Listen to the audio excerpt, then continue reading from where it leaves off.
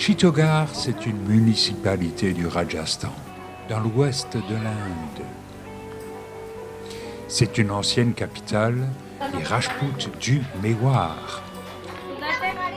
Cette ville possède le plus grand fort de l'Inde, le fort de Chittorgarh, qui a 280 hectares. Il a été assiégé 3 fois par les conquérants musulmans, en 1303, 1535 et 1568. Et chaque fois, les défenseurs pratiquèrent le johar des femmes et des enfants, c'est-à-dire l'immolation par le feu. Pour mieux visiter Chittorgarh, nous grimpons dans la tour de la Victoire, qui finalement est une tour de marbre imbriquée dans une autre tour de marbre.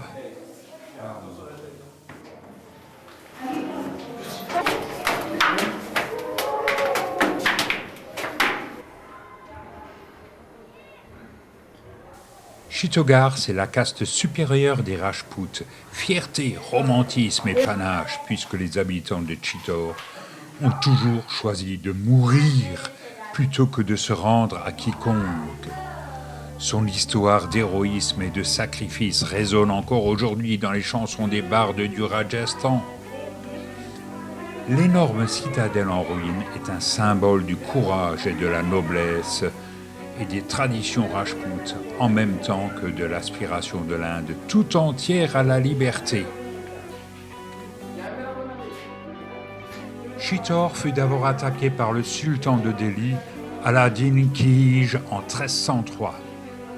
Évidemment, c'était par amour ou pour la beauté de la princesse Padmini, qui ne connaissait que par ouï dire. Eh bien, Rani Padmini préféra la mort au déshonneur et accomplit le johar. Elle s'immola par le feu, en même temps que les autres femmes du fort. Tous les hommes ont revêti des robes safran et ont quitté le fort pour mourir au combat. Rana Kumbha, un souverain brillant, poète et musicien, a renforcé le Mewar par un réseau de 30 forts. Et ce fut un important mécène. C'est lui qui a construit la tour de la Victoire dans laquelle nous sommes allés. Tout cela pour commémorer sa victoire sur les musulmans du Malwa et du Gujarat. Au XVIe siècle, un autre combat. L'empereur moghol Babur, musulman en 1527, a attaqué Chittorgarh. Et ça s'est soldé par un carnage. Comme en 1303, les 32 000 hommes du fort auraient revêtu la robe safran du martyr et les femmes se sont jetées dans les flammes, sous l'impulsion de la princesse Rani Karnawati.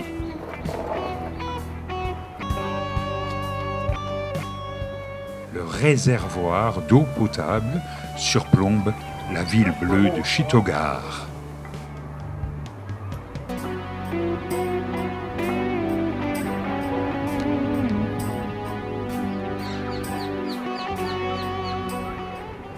L'empereur moghol Akbar s'est emparé à son tour de Chittor en 1568 et ça a donné lieu au 3e johar. Et rebelote, les femmes se sont jetées dans les flammes à nouveau pour ne pas tomber entre les mains des musulmans. Au passage, ils massacrent 30 000 Rajputs. La capitale du Mewar fut alors transférée à Udaipur, où Rana Uday Singh II, l'héritier du Mewar, s'était installé en 1559. Et Udaipur est restée la capitale du Mewar jusqu'à son entrée dans l'Union indienne en 1947. Après cet intermède historique, nous retournons à notre voiture, gardée par un langur. Le fort de Chittorgarh est inscrit au patrimoine mondial de l'humanité de l'UNESCO.